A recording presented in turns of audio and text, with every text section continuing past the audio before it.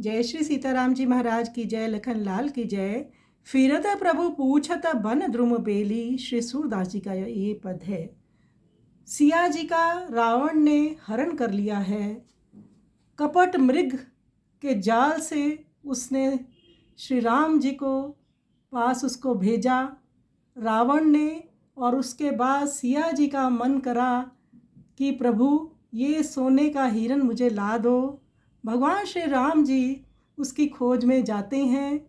लखन लाल पीछे से सिया जी को कहते हैं कि आप इस लक्ष्मण रेखा से बाहर मत जाना, क्योंकि कपट मृग प्राण छोड़ते समय राम राम पुकार रहा था।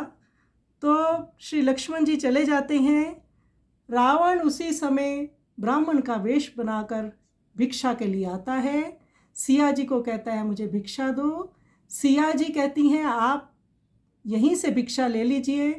तो रावण कहता है कि मैं इस रेखा के भीतर नहीं आऊँगा। तो सिया जी जैसे ही बाहर आती हैं तो रावण उनका हरण कर लेता है।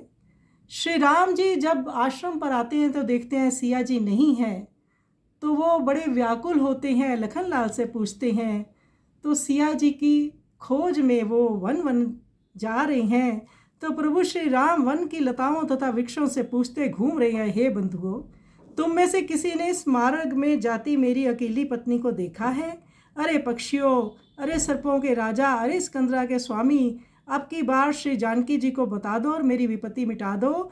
उनका शरीर चंपा के पुष्प के समान सुंदर है, मानो चित्र में बनाई हुई अनुपम सुंदरी हो। ये विलाप सुनकर वन देवता ने कहा, श्रीनाथ जी, उन्हें श्री जानकी जी को राक्षस के साथ जाते मैंने देखा है। ये सुनकर श्री राम दौड़ पड़े। उन्होंने पृथ्वी पर पड़ा श्री जानकी जी का चरण चिन्ह मार्ग में पाया। रघुनाथ जी ने अपने नेत्रों के अश्रु से उस चिन्ह की धूलि को गीला कर उस प्रकार शरीर में लगा लिया जैसे शंकर जी की विभूति लगाते हैं। आगे मार्ग में कहीं सीता जी के हृदय का हार मिला, कहीं हाथ का कंकन मिला, कहीं चरणों का नूपुर मिला। ये सब वह चिन्ह की भांति गिराती फेरती गई थी और यही कहीं उत्तरीय वस्त्र मिल गया। श्री सूरदास जी कहते हैं, श्री रघुवीर व्याकुल मुख बने एक वन से दूसरे वन में श्री जानकी जी को ढूंढ रहे हैं। प्रभु लीला में हैं, इसलिए वो वैसा ही कर रहे हैं कि वो प्रभु व्याकुल हैं। और श्री सूरदास जी ने ये सब सीता जी के चिन्ह मार्ग में दिखलाए हैं। तुलसीदास जी के श्री रामचरितमानस में सुग्रीव जी के पास श्री राम जी को ये चिन्ह मिलते हैं। वही बताते हैं कि यहाँ से हमने आकाश में जाते हुए रावण जब उनका हरण कर रहा था तो सिया जी क्रंदन कर रही थी और उन्होंने अपने वस्त्र आभूषण डाले थे। तो संतों को प्रणाम है, उनकी दृष्टि है, उनके दर्शन है। गोस्वामी तुलसीदास जी का दर्शन है, श्री सूरदास जी का दर्शन है। दोनों संतों को प्रणाम करते हुए आइए सुंदर पद का हम श्रवण करें।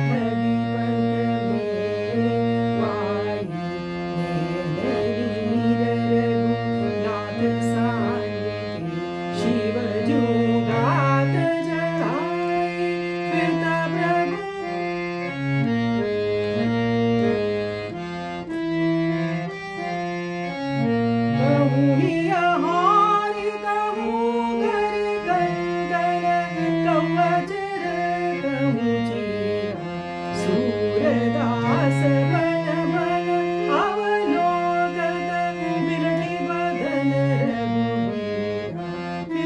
रघुबीरा